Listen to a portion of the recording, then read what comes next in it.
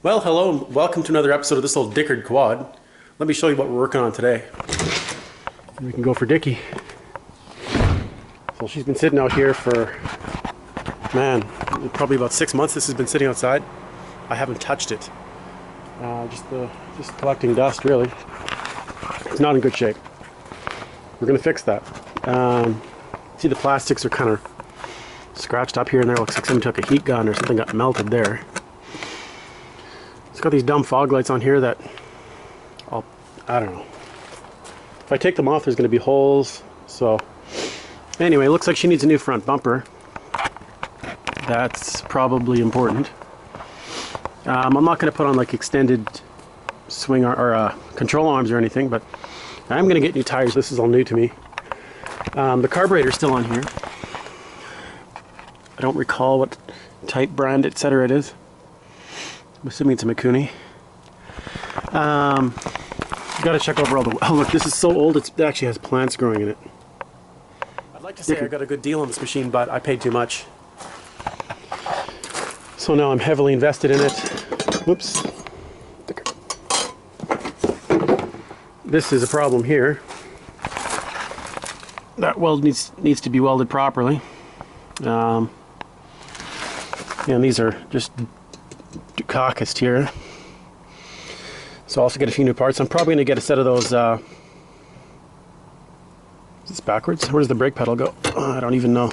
Like I said, I don't know anything about this machine, but I'm going to get those. I don't know the right term for them. The bars that go all the way up to the front.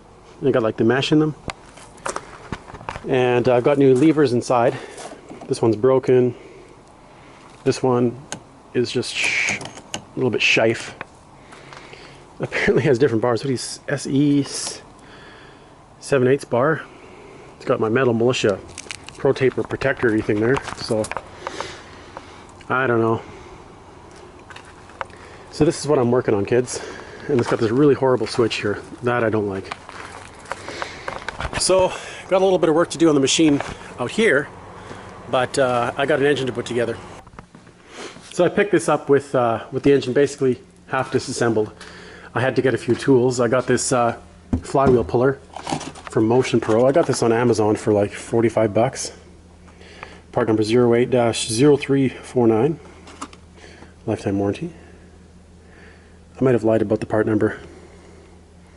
Oh no, that's what it says there. Anyway, just because you can't pull this flywheel off, it's actually on the other side of the engine down there. You can't pull it off without a special tool or breaking things. So anyway, I got the right hand side of the case apart now, and I just follow the instructions on a YouTube video. Thanks for posting that, buddy. I'll link you below, and hopefully others can find out how to remove and install components from this 350cc Yamaha engine as well. The video is great. I also have the Climber repair manual. You'll want to get one of those. Very handy. Anyway, sorry the lighting isn't the best about my bench. It's Saturday. I'm probably going to mount a light right up there, shining down. Probably go to Canadian Tire and dick around there for a little bit and set this up. But today my challenge is to split the case. You can see it's vertically split. This is the top of the engine here, as you can see by this loose connecting rod. I don't know if I've shown you this, but I will now. The loose connecting rod. Dickard bearing. So anyway, my hope is that today I can get this gear off. What was holding that on was this nut, washer, and this thing, whatever this is. And I assumed this would just pull off. In the instructional video that the guy had online, it didn't show it, so hopefully I can get that info to you. I've already taken the oil line off here.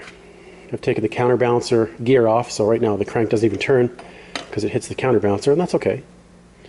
I took the shift drum indexer, I'm going to call it off. That's this piece here. Don't lose the little thing there. And I've also pulled off my... Oh, I really wanted to show you this. Yeah, I pulled off the output gear. You can see the wear, side-to-side wear, as well as the... you can probably make out that that's Dickard. So I've I've ordered a new Cheap's chain and sprockets set online. It's blue, so it'll match the machine. It's a cheap Chinese-made chain and sprockets, just to see if I get this thing running. I don't remember the gearing. I think it's like, I'm going to guess here 14 and 17 teeth. No, it must be more than 17. Doesn't matter, I don't remember, but it'll get this thing going. It's like 35 bucks for all that non-O-ring chain. So I'm just going to check the manual here today and check how to remove this, and I'll get back to you. I'll take it, especially when... Well, it's not the way I wanted to do it, but there's a little gap on each of these springs between there and this washer. And I kind of got in there with this handy-dandy screwdriver. I was able to gently pry all the way around, and now this gear is on its way off. I think that Woodruff key is just keeping it on and keeping it in place. So I'm going to pull that gear off and pull the oil pump out, and we'll see what we're dealing with. And there, the outer, got that primary gear off, got the oil pump off. Straightforward, but it required some prying. And prying on gears and stuff is not my favorite thing to do. Oil pump had no difficulties at all. So here's the order in which the primary gear comes off. Nut. Washer. Special washer. With little lip in it that locates the key. Primary gear. And then we had the key came out with that. One of the keys, I should say. This wishy washer. This gear. And also there was this center, this piece here is part of it. And between the two, these are actually two parts here. Center part and outer part. Between those there were these little springs, I guess, absorb the shock of the balancer. And I noticed some of them had little pins through them. Only three of them, three out of a few. Through 1, 2, 3. Half of them had a little pin through the center. Don't know why it's there. I'm assuming that's like a bump stop, so that's probably the minimum stroke with the piston. Next we had a washing the outside, which keeps those springs in place as well. And then finally, the oil pump drive gear.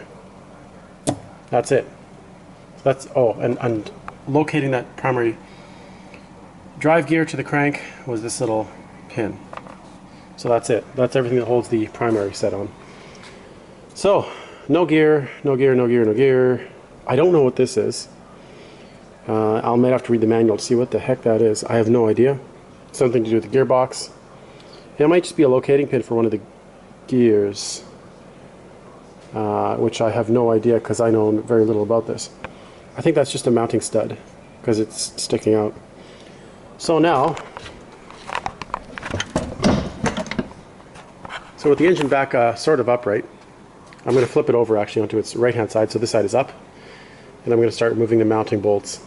It would probably be a really good idea for me to take a piece of cardboard and just roughly sketch the crankcase and then put the bolts in the right order, but I'm not that smart, so I'm probably just going to flip it on its side and pull them out, and they'll have to go the right places.